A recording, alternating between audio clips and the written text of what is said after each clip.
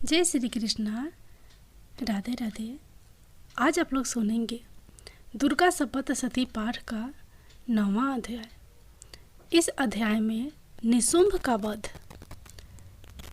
राजा ने कहा, हे ऋषिराज, आपने रक्त बीज के वध से संबंध रखने वाला वृत्तांत मुझे सुनाया। अब मैं रक्त बीज के मरने के पश्चात क्रोध में भरे हुए शुंभ व निशुंभ ने जो कर्म किया वह सुनना चाहता हूँ। महर्षि मेधा ने कहा, रक्त बीज के मारे जाने पर शुंभ और निशुंभ को बड़ा क्रोध आया और अपनी बहुत बड़ी सेना का इस प्रकार सर्वनाश होते देखकर शुंभ देवी पर आक्रमण करने के लिए दौड़ा। उसके साथ बहुत से बड़े बड़े असुर देवी को मारने के वास्ते दौड़े और महापराक्रमी शुंभ अपनी सेना सहित चंडिका को मारने के लिए बढ़ा। फिर शुंभ और निशुंभ का देवी से घोर युद्ध होने लगा और वह दोनों असुर इस प्रकार देवी पर बाण फेंकने लगे जैसे मेघों से वर्षा हो रही हो। उन दोनों के चलाए हुए बाणों को देवी ने अपने बाणों से काट डाला और अपने शस्त्रों की वर्षा से उन दोनों दैत्यों को चोट पहुंचाई। निशुंभ ने तीक्ष्ण तलवार और चमकती हुई ढाल लेकर देवी के सिंह पर आक्रमण किया। अपने वाहन को चोट पहुंची देखकर देवी ने अपने क्षुर्प नामक बाण से निशुंभ की तलवार व ढाल दोनों को ही काट डाला। तलवार और ढाल कट जाने पर निशुंभ ने देवी पर शक्ति से प्रहार किया। देवी ने अपने चक्र से उसके 2 टुकड़े कर दिए। फिर क्या था, दैत्य मारे क्रोध के जल भून गया और उसने देवी को मारने के लिए उसकी ओर शूल फेंकी, किंतु देवी ने अपने मुक्के से उसको चूर चूर कर डाला। फिर उसने देवी पर गदा से प्रहार किया। देवी ने त्रिशूल से गदा को भस्म कर डाला। इसके पश्चात वह फरसा हाथ में लेकर देवी की ओर लपका। देवी ने अपने तीखे बाणों से उसे धरती पर सुला दिया। अपने पराक्रमी भाई निशुंभ के इस प्रकार से मरने पर शुंभ क्रोध में भरकर देवी को मारने के लिए दौड़ा। वह रथ में बैठा हुआ उत्तम आयुधों से सुशोभित अपनी 8 बड़ी बड़ी भुजाओं से सारे आकाश को ढके हुए था। शुंभ को आते देखकर देवी ने अपना शंख बजाया और धनुष की टंकोर का भी अत्यंत दुस्साह शब्द किया। साथ ही अपने घंटे के शब्द से, जो कि संपूर्ण दैत्य सेना के तेज को नष्ट करने वाला था, संपूर्ण दिशाओं में व्याप्त कर दिया। इसके पश्चात देवी के सिंह ने भी अपनी दहाड़ से, जिसे सुन बड़े बड़े बलवानों का मद चूर चूर हो जाता था, आकाश पृथ्वी और 10 दिशाओं को पूरित कर दिया। फिर आकाश में उछलकर काली ने अपने दांतों तथा हाथों को पृथ्वी पर पटका। उसके ऐसा करने से ऐसा शब्द हुआ जिससे कि उससे पहले के सारे शब्द शांत हो गए।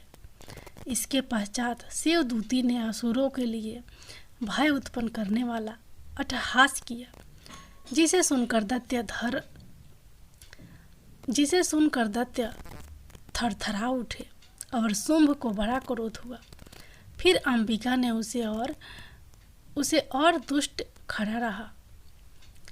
फिर अंबिका ने उसे कहा, अरे दुष्ट, खड़ा रह। कहा तो आकाश से सभी देवता जय हो बोल उठे। शुंभ ने वहां आकर ज्वालाओं से युक्त एक अत्यंत भयंकर शक्ति छोड़ी, जिसे आते देखकर देवी ने अपनी महोल्का नामक शक्ति से काट डाला।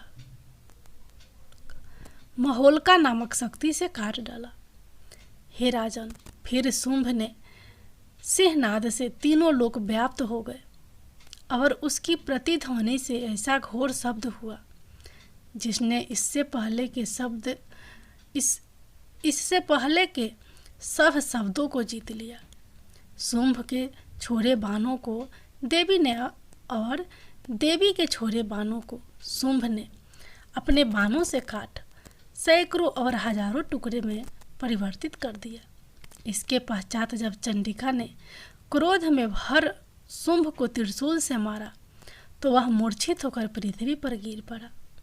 जब उसकी मूर्छा दूर हुई तो वह धनुष लेकर आया और अपने बाणों से उसने देवी काली तथा सिंह को घायल कर दिया। फिर उस राक्षस ने 10,000 भुजाएं धारण करके चकरा दी। आयुधों से देवी को आच्छादित कर दिया। तब भगवती दुर्गा ने कुपित होकर अपने बाणों से उन चक्रों तथा बाणों को काट डाला। यह देखकर निशुंभ हाथ में गदा लेकर चंडिका को मारने के लिए दौड़ा। उसके आते ही देवी ने तीक्ष्ण धार वाले खंडक से उसकी गदा को काट डाला। उसने फिर त्रिशूल हाथ में ले लिया। देवताओं को दुखी करने वाले निशुंभ त्रिशूल हाथ में लिए हुए आता देखकर चंडिका ने अपने शूल से उसकी छाती पर प्रहार किया और उसकी छाती को चीर डाला। शूल विदीर्ण हो जाने पर उसकी छाती में से एक उस जैसा ही महापराक्रमी दैत्य ठहर जा कहता हुआ निकला। उसको देखकर देवी ने बड़े जोर से ठहकारा लगाया।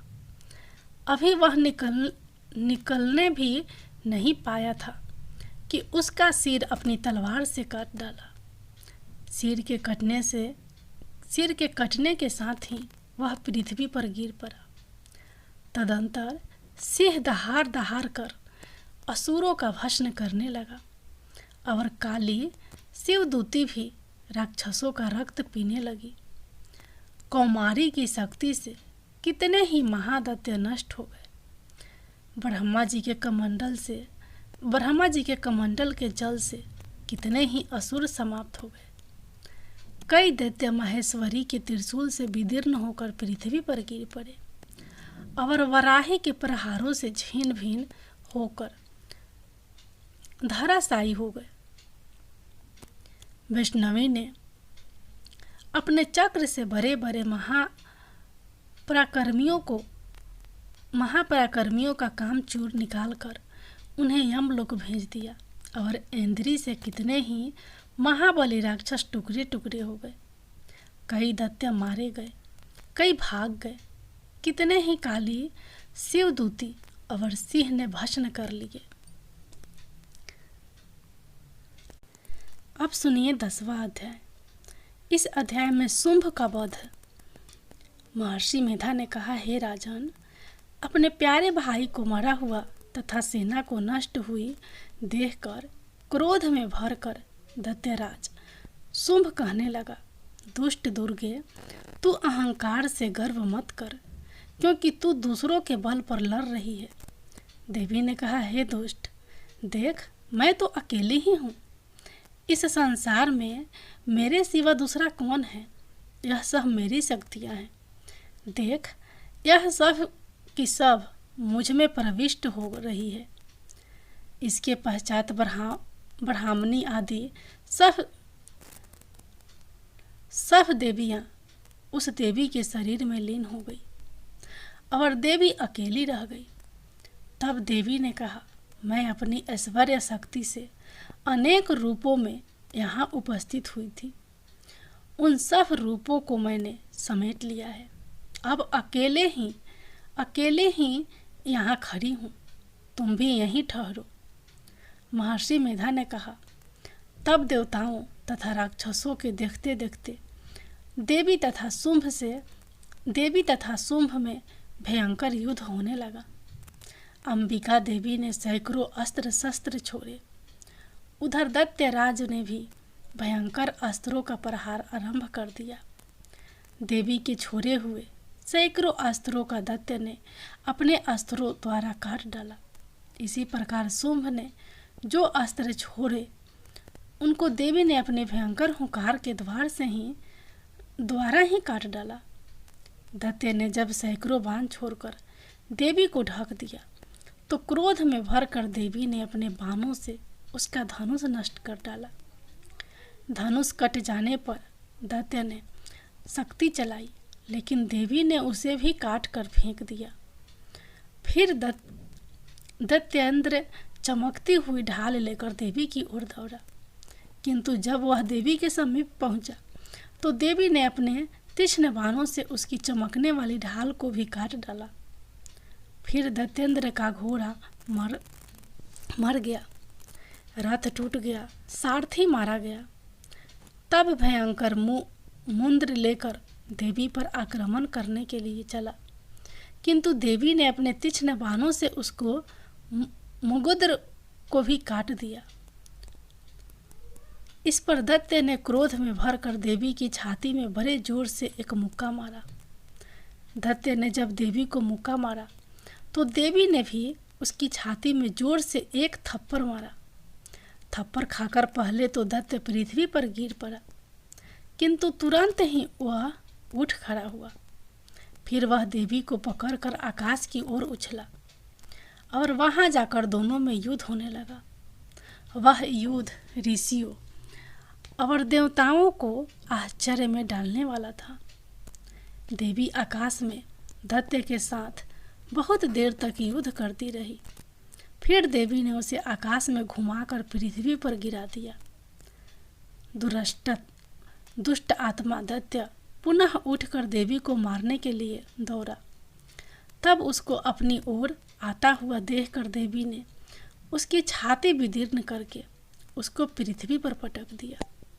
देवी के त्रिशूल से घायल होने पर उस दैत्य के प्राण पेखरू उड़ गए और उसके मरने पर समुद्र, द्वीप, पर्वत और पृथ्वी सब कांपने लग गए।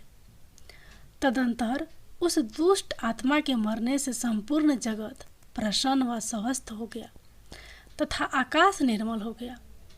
पहले जो उत्पाद सूचक मेघ और उल्कापात होते थे वह सब शांत हो गए। उसके मारे जाने पर नदियां अपने ठीक मार्ग से बहने लगी। संपूर्ण देवताओं का हृदय हर्ष से भर गया और गंधर्वियां सुंदर गान गाने लगी। गंधर्व बाजे बजाने लगे और अप्सराएं नाचने लगी। पवित्र वायु बहने लगी।